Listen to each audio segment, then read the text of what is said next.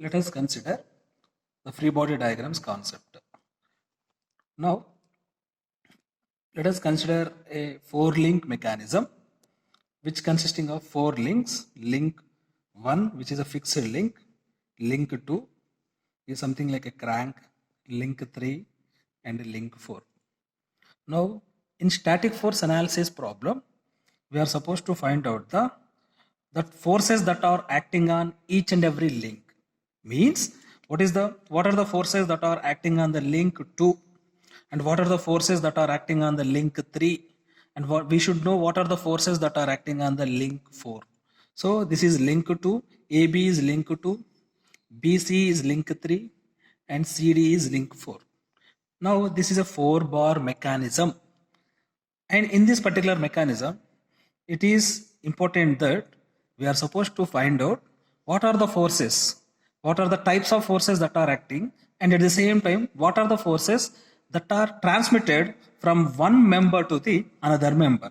So in order to find out the forces that are transmitted from one member to the another member, we should know what are the forces that are acting on each member. Now in this particular mechanism we have four links, in which the link 1 is fixed and the link 2 is something like a crank which is acted upon by forces. So we should know what are the forces that are acting on the link 2 and link 3 as well as link 4. Now the force notation will be given like this. The notation for a force is F and something like, suppose if you consider link 2, if you consider link 2 or member 2, for the link 2 it will be like this. So for the link 2, the link 2 is acted upon by what type of forces? It will be F, it will be force F32, and there will be a force F12. So you will be getting a doubt, sir, what is this notation? What is F32? What is F12? You will be getting to know, just wait. So this is the external torque. Now that means the link 2, which is link AB, is subjected to one particular torque, is something like a crank. Always the crank is subjected to one particular torque, right? That means, so before we understand the how we are going to represent the forces, every force is represented by one notation FAB, which means that force on link A, force on link of A link of a link on B link. So what is the meaning of this? The force acting on, so that means the net force acting on the link from A to B. So that means if in this particular example, if you consider this link 2, the force of link 3 will be on link 2 in such a way F32 will be shown. See, F32 is written in such a way that the force of 3 will be on 2. In such a way F32 direction will be like this. Similarly, the force of 1 will be on 2. The force of 1, the force of link 1 on link 2 will be F12. So that means F32 corresponds to force acting by link 3 on link 2. So that means F32 corresponds to the net force acting on this member, 2, and F32 corresponds to, see, the subscript 3 corresponds to the first link which it is acting on the second link. So that means F32 corresponds to force acting by the link 3 on link 2. Similarly, F12 corresponds to force of link 1 on link 2. Force of link 1 on link 2. So that means we should know this particular terminology. So without which the problem would be very, very difficult to solve problems in static force analysis problems. So to analyze and to solve the static force analysis problems, we need to have this particular information of, so what are the, how the forces are represented. The forces are represented by F subscript AB. F12 corresponds to link force acted by link 1 on link 2. F23 corresponds to force acted by link 2 on link 3. F43 corresponds to force acted by link 4 on link 3. F32 corresponds to force acted by link 3 on link 2. So in this way you need to understand the concept. So if you consider the link 2 is acted upon by what type of forces? The link 2 is acted upon, the link 2 has, see here what is happening in a mechanism, one force is transmitted. The forces are transmitted from one member to the another member. Please remember, see here in 4-bar mechanism, in a link 2, if you consider the link 2, the force of 3 will be on 2. In such a way F32 will be shown like this. Similarly, the force of 1 will be on 2. In such a way F12 will be shown like this. So this is the way.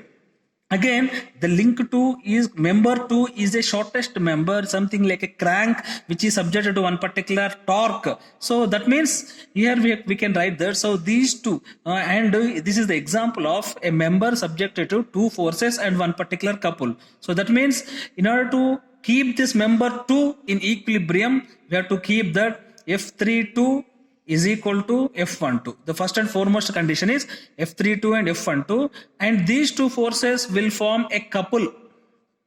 These two forces will form a couple. Now the distance between these two forces is represented by H. Distance between two forces is represented by H. That means, since, see here, the link 2 will be in equilibrium only when F32 will be equal to F12 and F32 and F12 form a couple. F32 and F12 form a couple. It will form a couple. Now that means, so what is the couple due to F32? Moment of couple is F32 into H, or so what is the so F12 into H. So this is nothing but what? Coupled due to, this is nothing but coupled due to two forces. What are the two forces? Coupled due to two forces are F32 into F12. Now the couple due to these two forces is balanced with the applied torque. So this is to be balanced with the applied torque. So what is applied torque? Capital T is applied torque. That means in order to keep the link 2 in equilibrium, we have to make sure that the couple due to these two forces, F32 into H is equal to F12 into H is equal to torque, applied torque. So this is the necessary condition, so with which we are going to find out the F32 value or F12 value if one of the value is not given. Sometimes in the problem H value may be given, and sometimes you may be supposed to find out T value. Sometimes T value may be given, you are supposed to find out F32 or F12. So this is the way the link 2 will be kept in equilibrium. So this particular link 2 is subjected to two forces and one couple.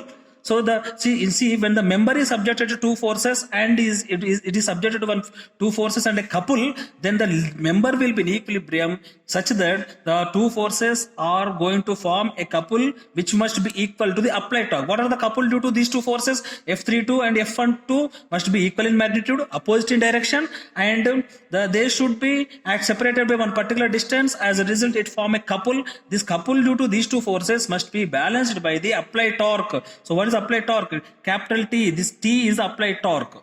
And let us see link 2, link 3. So let us consider link, this is the link 3 and BC is the link 3. Consider here. Now what are the forces that are, see the link 3 is acted upon by two forces. This is a two force member. F43 is one force and similarly F23. So please see this notation. I hope you can understand this notation. The link, see member 3 or link 3 is subjected to two force member. It is a member which is subjected to two forces only. What are the two forces? Member 3 is subjected to, see member 3, see the 3 should appear last. So the 3 is acted upon by second member, 3 is subjected to, and 3 is subjected to fourth member. So that means the two forces that are acting on the member 3 are F34, F23, F23 and F43. See if you consider this free body diagram, So here in this free body, if you consider the free body diagram, then what are the forces that are acting? F43 will be there and F23 will be there. So why we are doing all these things is to find out the net forces, the forces that are acting on each and every body. For that we have to consider the free body diagram. So what is a free body diagram? In order to draw the free body diagram, we can isolate the part and we can induce the forces that are acting on the body. So in order to isolate the part, I am considering each and every member individually and I am keeping it separated. As a result, I am going to consider each and every force. Now, when the member is subjected to two force member, then the necessary condition is F23 is equal to F43. So this is what. So in such a way, the link 3 will be kept in equilibrium. Similarly, we can consider link 4. Now we can consider link 4. Now we can see this link 4 in the next page.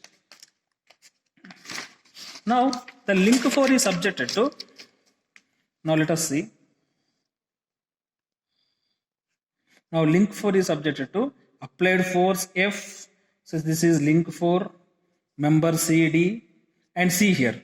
And link 4 is subjected to what type of, already the direction of F34 is known to me. So what is F34? See here, F34 is nothing but, see, we already know that F43 is already known to me. See, F23 is equal to F43. If F23 is equal to F43, already F34 is known to me. So F43 is equal to F34. So that means F43 is in this direction, F34 will be in this direction. That means if F43 is in this direction, F34 will be in this direction. That means if you consider this particular link, the F34 will be acting on the link 4, and if you consider the link 3, the F43 will be acting on the link 3.